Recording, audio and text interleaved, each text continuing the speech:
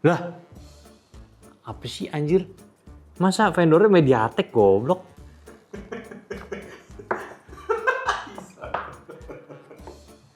Mirip sih guys, mirip banget ya Allah.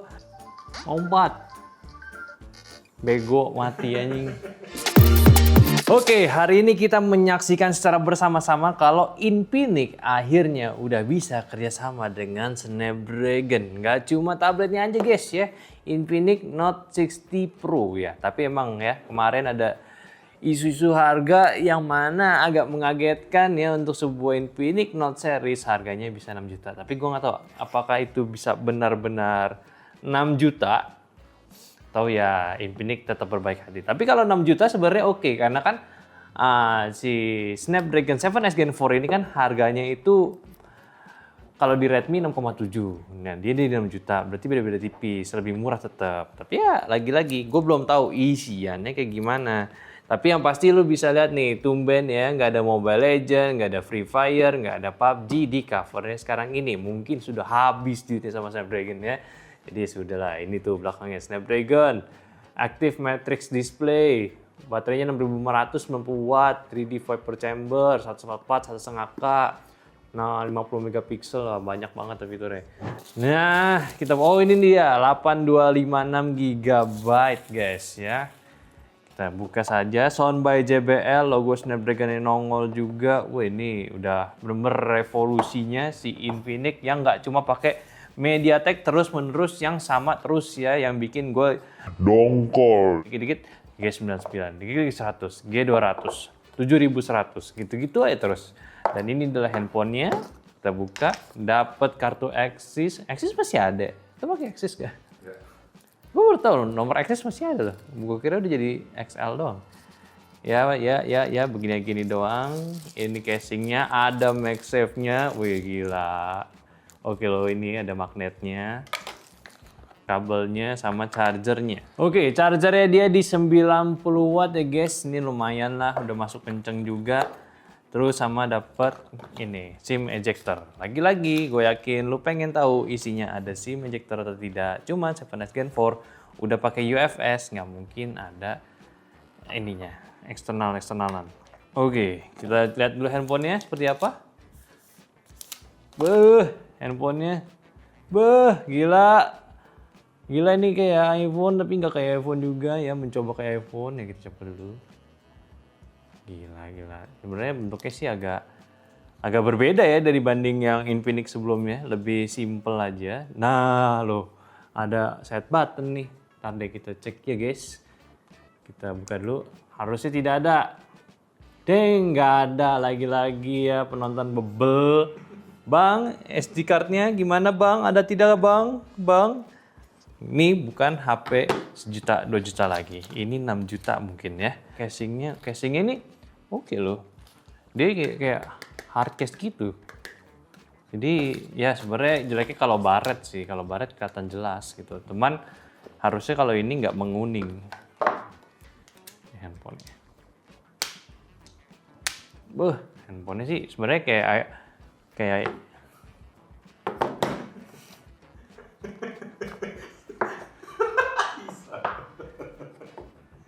mirip sih guys, mirip banget ya Allah, gokil. Tapi warnanya emang agak terang gitu ya. Tapi ya lu setuju dong ini mirip, mirip banget. Oke lah Infinix, not bad kerjanya, kita sambil nyalakan. Tapi dari segi desain ya, gue cukup suka sih. Ini tergolong slim ya, slim phone ya, nggak gede gitu.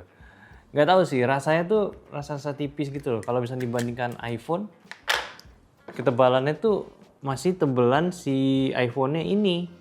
Aduh nggak fokus nih. Nah masih tebelan si iPhone-nya ini sedikit ya.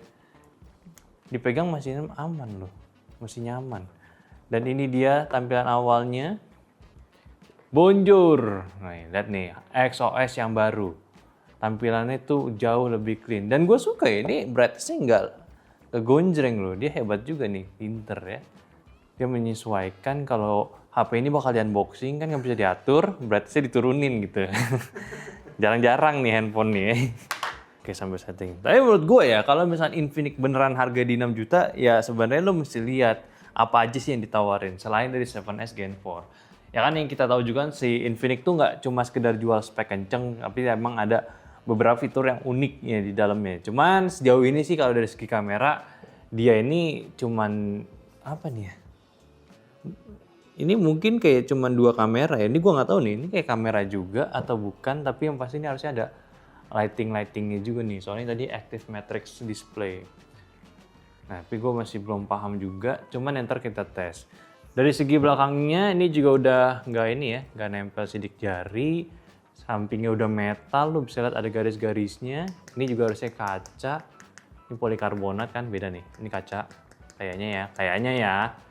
Feelnya beda nih, suara plastik gini, suara kaca gini gitu. Di sisi atas dia ada speaker, ini ada ear blasternya juga, masih ada JBL, bawahnya SIM card, USB-C sama speaker. Join is of the service manage mobile service. Palm Store. XOS, clean banget, nggak macem-macem, cuman tadi doang step-step tambahannya si Infinix, nggak ribet tampilannya, wah sama kayak yang kemarin. Tapi ini kayak nggak kebaca deh kalau ini. Kalau kemarin kan tulisannya Note-nya nih, ada kayak Pro gitu, tapi bukan Pro nih. Nggak jelas. Ya ini dia tampilan awal si Infinix Note 60 Pro dan ini ada active matrix display. Kalau kita nyalakan, home screen-nya back on cover light-nya. Lihat. Ada ginian sekarang, wow, ada kucing-kucingan loh, gokil. Gue kira active matrix display itu yang ini, tapi ini nih. Ternyata ROG teknologinya diambil sama Infinix ya. Dan mampus ROG tutup sekarang ya. Tidak lanjutin bikin handphonenya. Sekarang ada yang tetap menjaga teknologinya di sini. Tapi ini lebih make sense sih kayak gini, lucu banget sih. Lucu sih. Bisa diganti nggak?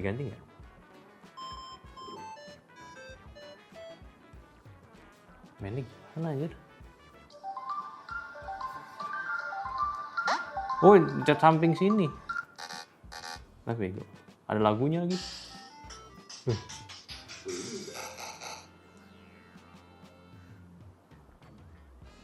Nih.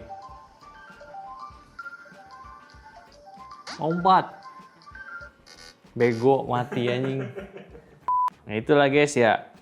Jadi ini ada Kiki, ada Woofy, ada Simba, sama hidden item. Hidden item gue nggak tahu nih apa, nggak bisa dipencet. Kalau Woofy ya berarti kan nih tuh ada cara-cara bermainnya. Coba lock touch. Nggak salah ya. Ini juga ada Star Blast. Gila, ini HP. Bener-bener ngambil teknologinya ROG banget. Nggak ngambil sih. Wih, pakai ini loh. Giroskopnya gokil. Tapi yang bosan sih. Bukannya bosan, emangin dia ya ngisi waktu doang gitu. Coba bisa diganti nggak Matrix Studio flip to flash.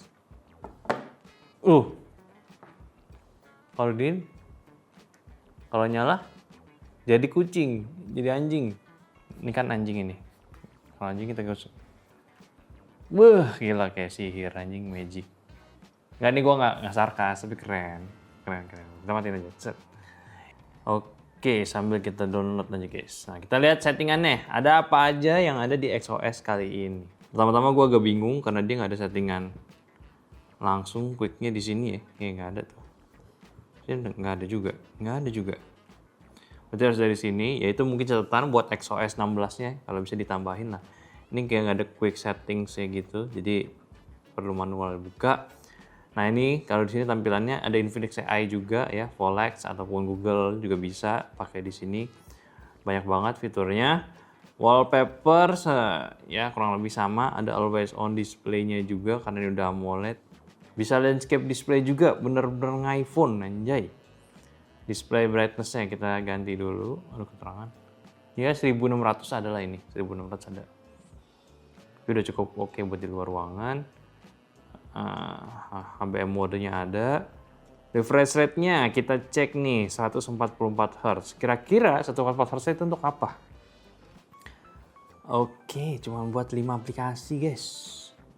Bawaannya cuma 5. Lu pakai 144 Hz nggak guna. Tapi nggak apa-apa. 144 Hz emang nggak terlalu ini banget. Screen time out. Oke, fontnya udah nggak ada yang bisa diubah. Nah, sekarang kita cek fitur tambahannya ada nggak? Accessibility. Mana ya biasanya? One tap buttonnya. Jadi samping ini bisa disetting ya. Lo bisa atur long press, mau nge-mute atau ya fitur-fitur lainnya. Ya, lo bisa custom sendiri juga. Atau dia ada fitur haptic feedback.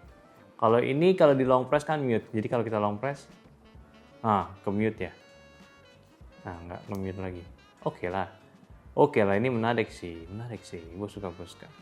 Sekarang handphone ada tombol samping ini sih sebenarnya kepake juga ya. Tapi kalau buat foto kepake nggak sih?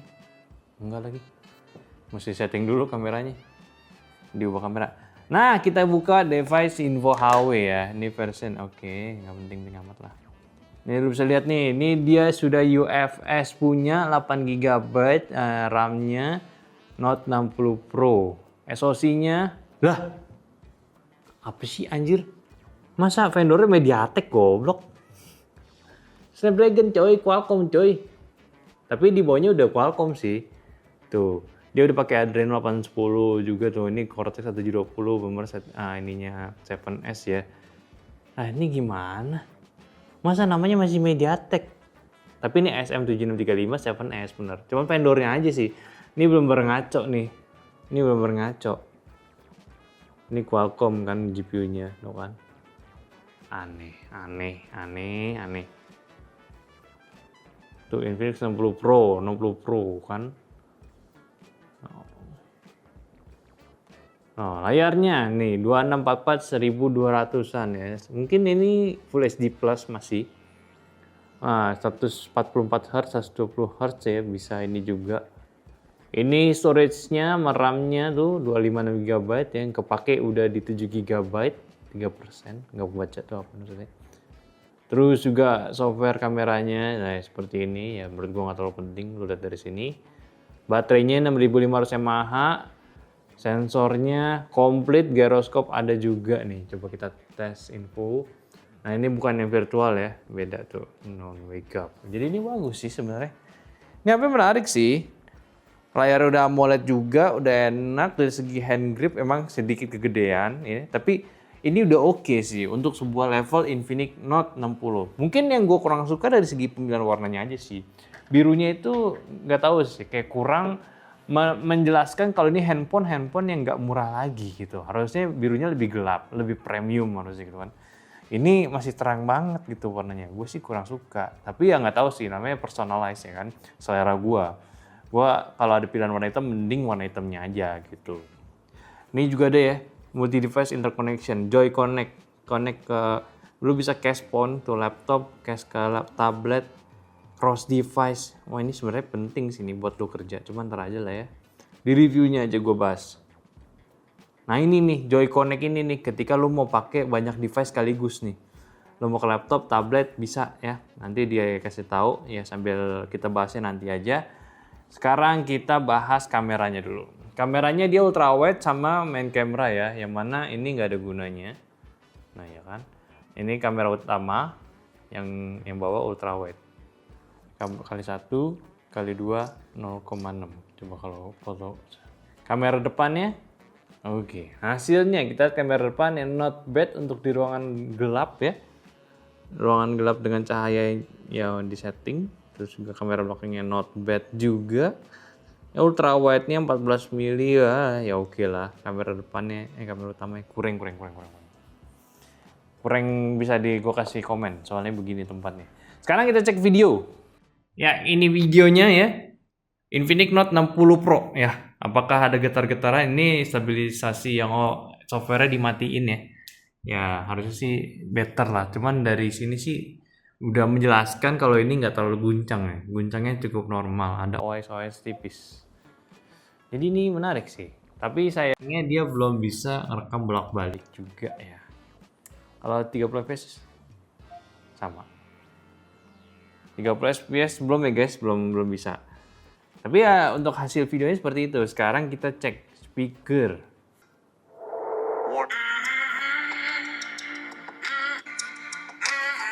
Yang kanan clarity lebih bagus sih. Jadi ya agak sedikit kurang imbalance gitu loh. Tapi ya not bad lah. Apalagi ya, XOS 16 udah, fiturnya udah. Emang sebenarnya harusnya dicek dari spesifikasinya langsung sih, tes benchmark. Soalnya ini kan Snapdragon 7S Gen 4 ya, yang baru juga dari Snapdragon, yang masih fresh. Dan ditambah pakai Infinix, kita sebenarnya penasaran sih sama racikannya mereka kali ini. Apakah emang ini bagus atau tidak dari spesifikasinya. Karena kan kadang-kadang kalau masih baru gunain ya optimisasinya itu biasanya paling kacau. Ya lu bisa lihat aja dari device info Huawei-nya aja, dia namanya masih MediaTek ya, bukan Snapdragon ataupun Qualcomm. Jadi ya gue sih masih ada expect kalau misalnya ini belum running sebaik itu, ya jadi mungkin harus ada update-update-nya lagi.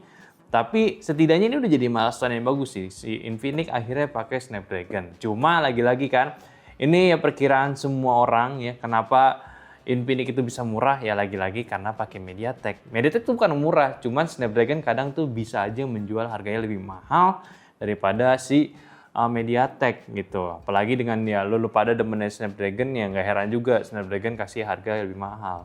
Tuh, jadi ya kita tunggu aja sih harga resminya berapa ya. Cuman ya lagi-lagi kalau 6 juta lu mesti lihat-lihat lagi nanti reviewnya apakah nih handphone beneran worth it atau tidak. 7S Gen 4 soalnya. Dan kalau misalnya beneran harganya semahal itu, lu harusnya udah bisa expect Infinix GT seriesnya nanti kemungkinan harganya bakalan berapa. Itu sebenarnya yang menjadi concern gua.